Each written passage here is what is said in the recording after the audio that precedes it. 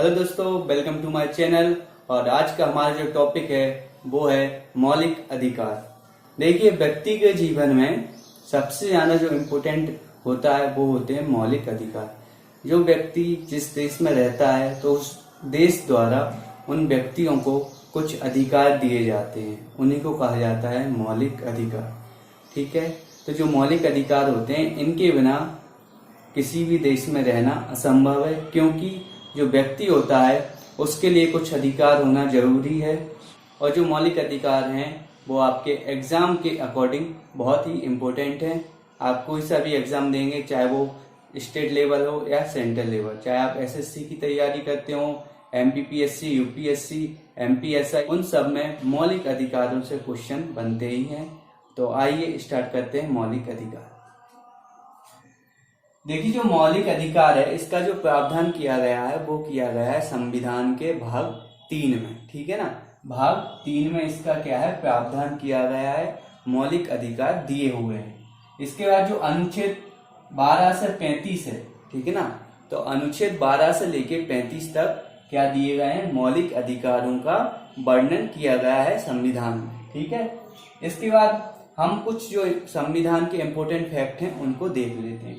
देखिए, जो संविधान है, तो जो संविधान का भाग 3 है, ठीक है, तो जो संविधान का भाग 3 है उसको भारत का अधिकार पत्र कहा जाता है। ठीक है, देखिए, जो पहले हमें जो मौलिक अधिकार प्राप्त थे वो थे 7, ठीक है, लेकिन आज वर्तमान में हमारे पास 6 मौलिक अधिकार हैं, क्योंकि जो 7वां मौलिक अधिकार था उसको भी संविधान संशोधन द्वारा 1978 में, ठीक है ना, 1978 में क्या किया, जो संपत्ति का अधिकार था उसे भाग 12 में रख दिया, अनुच्छेद 300 का में इसको रख दिया और इसको क्या बना दिया, कानूनी अधिकार। ठीक है, तो जो संपत्ति का अधिकार है वो मौलिक अधिकार नहीं है। ठीक है, इसको याद रखिए, क्योंकि आपको जब एग्जाम देंगे तो उसमें पूछ लिया जाएगा कि निम्न में से कौन सा आपका मौलिक अधिकार नहीं है। तो जो संपत्ति का अधिकार है वो आपका मौलिक अधिकार नहीं है। ठीक है ना।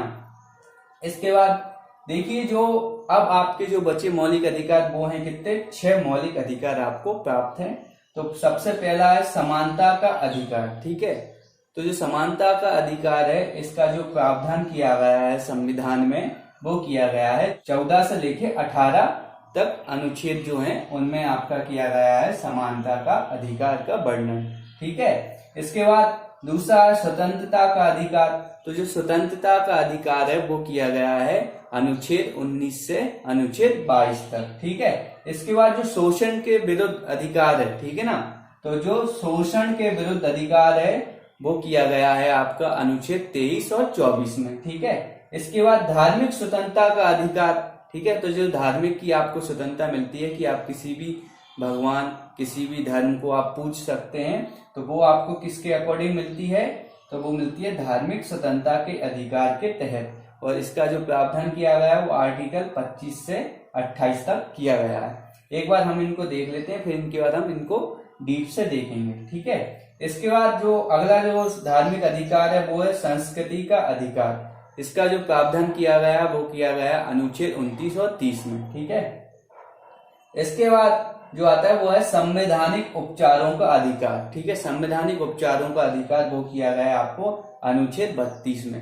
अब जो अनुच्छेद 31 है ना, ये आपको देख रहा होगा, अनुच्छेद 31 मैंने नहीं पढ़ा है, क्योंकि जो अनुच्छेद 31 था वही क्या था, जो संपत्ति का अधिकार, लेकिन अब ये यहाँ से हट चुका है और कहाँ आ गया है, भाग 12 में और अनुच्छेद 300 का में कानूनी अधिकार बन चुका है। ठीक है, तो यहाँ से हट चुका है। ठीक है, इसके बाद हम स्टार्ट करते हैं जो हमारे अनुच्छेद हैं 12 से लेके 35 तक। तो देखिए, जो अनुच्छेद 12 है, तो अनुच्छेद 12 क्या कहता है, राज्य शब्द की परिभाषा। ठीक है, तो जो अनुच्छेद 12 है इसमें लिखा गया है कि जो राज्य होगा, जो देश होगा, उसकी क्या परिभाषा है, उसका क्या वर्णन किया गया है, तो ये सब किया गया है अनुच्छेद 12 में। ठीक है, अनुच्छेद 13 कहता है मूल अधिकारों से असंगत या उनका अल्पीकरण करने वाली विधियां।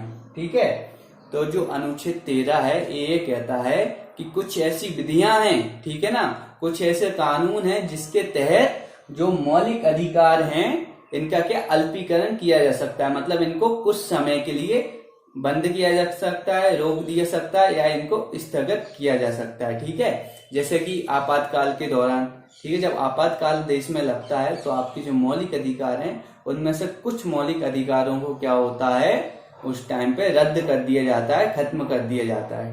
ठीक है, लेकिन जब आपातकाल हटता है तो ये आपके मौलिक अधिकार आपको वापस मिल जाते हैं। तो जो 13 आर्टिकल है इसमें यही बताया गया है कि कुछ ऐसी विधियां हैं, कुछ ऐसे कानून हैं जिसके तहत जो मौलिक अधिकार हैं उनको कम किया जा सकता है, उनको रद्द किया जा सकता है। ठीक है, कुछ समय के लिए। इसके बाद हम देखते हैं समानता का अधिकार। देखिए हमने यहाँ पढ़ा था समानता का अधिकार 14 से लेके 18 तक इसके क्या है आर्टिकल में इसका प्रावधान किया गया है, समानता का अधिकार। अनुच्छेद 14 जो है उसमें कहा गया है विधि के समक्ष समता। ठीक है ना, देखिए क्या होता है जब भारत में या देश में कोई कानून बनता है, कोई नया कानून बनता है तो वो क्या होता है, वो सबके लिए समान होता है। ठीक है, उसमें ऐसा भेदभाव नहीं किया जा सकता कि कोई अमीर है कोई गरीब है तो उन दोनों के लिए कोई अलग अलग कानून हो, नहीं, ऐसा नहीं है। चाहे व्यक्ति वो अमीर हो चाहे गरीब हो, कोई भी व्यक्ति हो, बस भारत का नागरिक होना चाहिए। उस व्यक्ति पर क्या है, जो सभी विधि हैं, जो सब कानून बनाए गए हैं वो सब पर क्या होंगे, बराबर होंगे और सबको उसमें बराबर समझा जाएगा। ठीक है, इसके बाद अनुच्छेद 15। अनुच्छेद 15 कहता है धर्म, वंश, मूल, जाति, लिंग, जन्म स्थान के आधार पर भेदभाव निषेध। देखिए आर्टिकल 15 कहता है, अनुच्छेद 15 कहता है कि किसी भी व्यक्ति को, ठीक है, किसी भी व्यक्ति से क्या है कोई भेदभाव नहीं किया जाएगा। किस आधार पे, उसके धर्म के आधार पे। मानिए कोई हिंदू है, कोई मुस्लिम है, कोई जैन है, कोई ईसाई है, तो ये जो धर्म है इनके आधार पर किसी व्यक्ति से भेदभाव नहीं किया जाएगा, सबको समान समझा जाएगा। ठीक है, वंशमूल, वंशमूल मतलब कोई किस वंश का है, ऊंचे वंश का है कोई नीचे वंश का है, इस आधार पर कोई भी विधि नहीं बनाई जाएगी, सबको बराबर समझा जाएगा। ठीक है, जाति, देखिए हमारे जो भारत है यहाँ पर 4 जो कैटेगरी में डिवाइड किया गया है, जनरल, ओबीसी, एससी, एसटी। तो जो आर्टिकल 15 कहता है कि किसी भी व्यक्ति को अगर कोई कानून बनता है तो वो किसी भी जाति का हो, उस पर सब बराबर नियम बनेंगे, सब बराबर कानून बनेंगे। ठीक है, इसके बाद लिंग, कोई चाहे पुरुष हो चाहे महिला हो, हर व्यक्ति, हर एक महिला पर जो कानून बनाए जाएंगे वो क्या होंगे, बराबर होंगे। ठीक है, और जन्म स्थान, देखिए जन्म स्थान मान के चलिए कोई भारत के उत्तर में पैदा हुआ है, ठीक है ना, कोई उत्तर का रहने वाला है, कोई दक्षिण का रहने वाला है, कोई पूरब का रहने वाला है, कोई पश्चिम का रहने वाला है, तो व्यक्ति कहीं का भी हो, उसका जन्म कहीं पे भी हुआ हो, लेकिन उस व्यक्ति को क्या है बराबर अधिकार दिए जाएंगे, समान अधिकार दिए जाएंगे, उनमें किसी प्रकार का भेदभाव नहीं किया जाएगा। ये बोला जाता है अनुच्छेद 15 में। ठीक है, आर्टिकल 16 कहता है लोक नियोजन के विषय में अफसर की समानता। देखिए जो व्यक्ति होता है, तो अगर देखिए जो लोक नियोजन है इसका मतलब होता है कि काम करना या अपना जो भरण पोषण करना। तो आपको पता होगा जब कोई वैकेंसी निकलती है तो वो पूरे भारत में से कोई भी व्यक्ति किसी भी राज्य में जाके वो अप्लाई कर सकता है, उसको रोका नहीं जाएगा। तो ये क्या है, लोक नियोजन के विषय में अफसर की समानता। लेकिन इसमें कुछ अपवाद भी हैं, जैसे कि आपको पता होगा कि जो आरक्षण है वो भी अनुच्छेद 16 के तहत दिया जाता है। जैसे कि आपको अभी पता होगा हाल ही में जो एक नया संविधान जो संशोधन किया गया, जिसके तहत जोड़ा गया कि जो जनरल वर्ग के लोग हैं उनको लिए 10% क्या दिया जाएगा, आरक्षण दिया जाएगा। तो वो क्या है, वो 16 का भाग डी है। ठीक है ना, जो 16 का भाग डी है उसमें ये प्रावधान किया गया है। ठीक है, इसके बाद जो अनुच्छेद 17 है इसमें लिखा है अस्पष्टता का अंत। देखिए जो अस्पष्टता होती है इसका मतलब है कि किसी व्यक्ति से आप क्या नहीं कर सकते, भेदभाव नहीं कर सकते उसके जाति के आधार पर। अगर कोई व्यक्ति किसी एससी व्यक्ति के साथ ऐसा कोई भेदभाव करता है तो उस पर क्या लगता है, SC ST एक्ट लग जाता है उस व्यक्ति पर। तो जो संविधान है इसमें अनुच्छेद 17 में लिखा हुआ है कि अस्पष्टता का अंत करने के लिए कुछ विधियां बनाई जाएंगी। तो इसी के आधार पर जो SC ST एक्ट है वो बनाया गया था। ठीक है, इसके बाद आता है आर्टिकल 18। आर्टिकल 18 में ये बताया गया है कि उपाधियों का अंत। अब कोई भी व्यक्ति अपने नाम के आगे महाराजा नहीं लगा सकता, राजा नहीं लगा सकता, क्योंकि ये जो संविधान है इसमें ये प्रावधान किया गया है।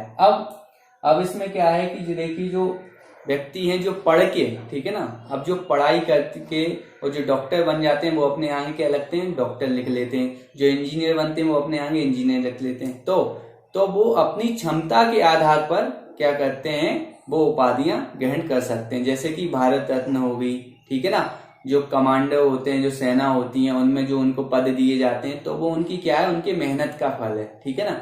तो कोई व्यक्ति अपनी मेहनत से कोई पद कमाता है तो वो उसको लगा सकता है। लेकिन अगर आप मानिए कि कोई राजा लिख रहा है, ठीक है ना, तो वो गलत है, वो नहीं लिख सकता।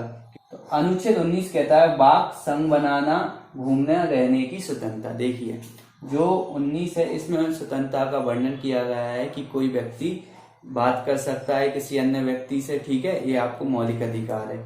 इसके बाद आप संघ बना सकते हैं, ठीक है, शांति पूर्वक सम्मेलन कर सकते हैं, ठीक है, आप भारत में कहीं भी घूमने जा सकते हैं, ठीक है, वहां पर आप क्या कर सकते हैं, रोजगार के अवसर अर्जित कर सकते हैं। जैसे मान के चलिए कोई जो यूपी का व्यक्ति है वो जाके भारत के कहीं भी जा सकता है कोने में, और वहां जाके अपने रोजगार के लिए क्या कर सकता है, काम कर सकता है, उसको मौलिक अधिकार प्राप्त है, ठीक है। और कोई व्यक्ति घूमना चाहता है तो वो जो पूरा भारत है उसमें कहीं पे भी जाके घूम सकता है, रह सकता है और काम कर सकता है। आप अगर चाहें तो किसी अन्य राज्य में जाके वहां रह सकते हैं, क्योंकि आपको ये मौलिक अधिकार प्राप्त है, ठीक है। आर्टिकल 20 है वो बोलता है अपराधों के लिए दोष सिद्धि के लिए संरक्षण, ठीक है। इसमें जो अपराध किए गए हैं, जो अपराधी होता है उसके लिए कुछ संरक्षण दिए गए हैं। इसमें क्या है, आपको सबसे पहले आता है कि जो अपराधी है उसे स्वयं के खिलाफ गवाही देने के लिए आप मजबूर नहीं कर सकते, ठीक है ना। आप उससे ये जबरदस्ती नहीं कर सकते कि ये आप न्यायालय में जाके बोलेंगे कि ये जो अपराध है आपने किया है और ऐसा आपको वहां जाके बोलना है। तो आप ऐसा किसी व्यक्ति को क्या नहीं कर सकते, उसको फोर्स नहीं कर सकते कि वो ऐसा जाके बोले, ठीक है।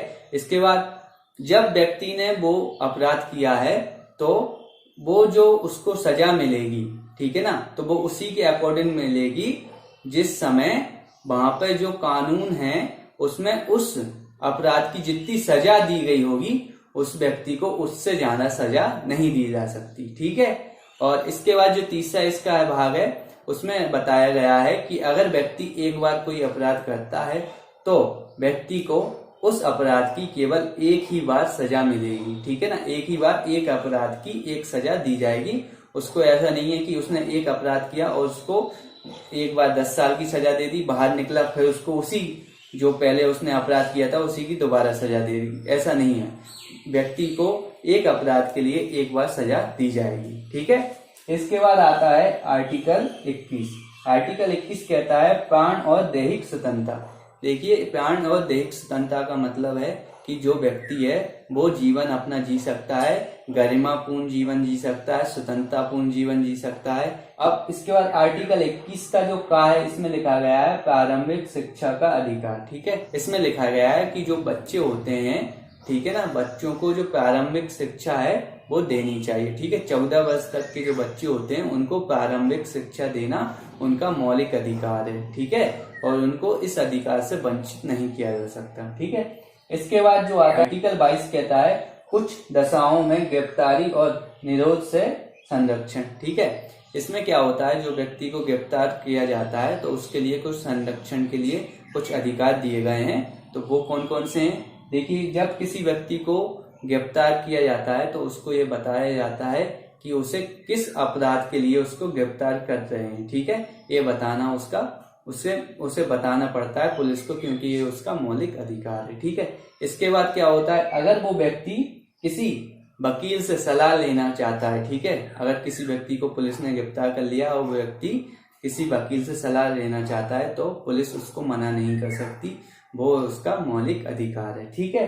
इसके बाद एक और अधिकार है कि जिस व्यक्ति को गिरफ्तार कर लिया गया है तो उसको 24 घंटे के अंदर क्या होगा, उसको कोर्ट में पेश करना पड़ेगा, ठीक है ना, पुलिस को।